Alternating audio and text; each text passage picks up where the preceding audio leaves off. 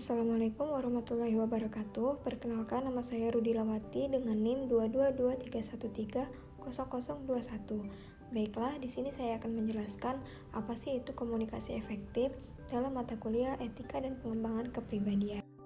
Jadi, komunikasi efektif itu adalah proses penyampaian informasi dengan cara yang optimal agar dapat dipahami dan diterima oleh pihak lain.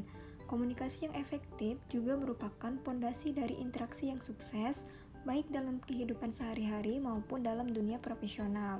Maka, dengan memahami cara menyampaikan pesan secara jelas dan tepat, kita dapat membangun hubungan yang lebih baik, menghindari kesalahpahaman, serta meningkatkan dampak komunikasi. Selanjutnya, konsep komunikasi. Nah, dalam ilmu komunikasi, berbagai aspek komunikasi itu kita pelajari, mulai dari teori komunikasi, strategi penyampaian pesan, hingga media yang kita gunakan untuk berkomunikasi. Sebagai salah satu elemen fundamental dalam kehidupan manusia, komunikasi ini berperan dalam interaksi sosial, membangun relasi, menyampaikan informasi, dan mempengaruhi opini publik.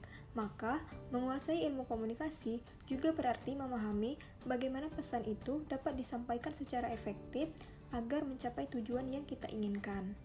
Kemudian, adapun ciri-ciri komunikasi efektif. Yang pertama, pesan jelas dan mudah dipahami. Yang kedua, disampaikan dengan bahasa yang sopan dan sesuai dengan situasi. Yang ketiga, ada umpan balik yang positif. Yang keempat, menggunakan intonasi dan ekspresi yang tepat. Dan yang kelima, terjalin kepercayaan dan keterbukaan antara pihak yang berkomunikasi. Nah, selanjutnya adapun manfaat komunikasi efektif. Yang pertama, meminimalisir kesalahpahaman dengan penggunaan bahasa yang jelas dan lugas, di mana hal ini penting terutama dalam lingkungan kerja atau akademik, yang mana kesalahpahaman komunikasi itu dapat berdampak pada hasil pekerjaan atau proses belajar.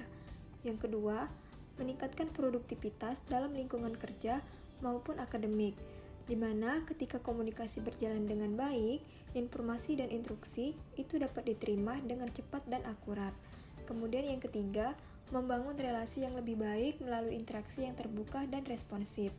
Hal ini merupakan bagian dari komunikasi yang efektif dan melibatkan sikap saling menghargai, mendengarkan, dan memberikan tanggapan yang sesuai.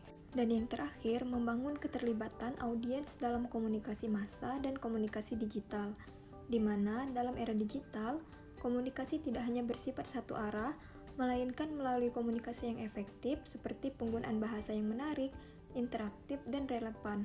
Maka komunikator atau kita dapat menarik perhatian audiens atau lawan bicara kita, serta membangun partisipasi aktif, misalnya melalui komentar atau diskusi. Jadi, kesimpulan dari komunikasi efektif itu adalah keterampilan penting dalam berbagai aspek kehidupan, baik di dalam akademik, profesional, maupun sosial, dengan memahami unsur-unsur komunikasi dan menerapkan teknik penyampaian pesan yang jelas, maka seseorang dapat menghindari kesalahpahaman dan meningkatkan kualitas interaksi. Baiklah, sekian video saya mengenai materi komunikasi efektif. Lebih dan kurang saya mohon maaf. Saya akhiri.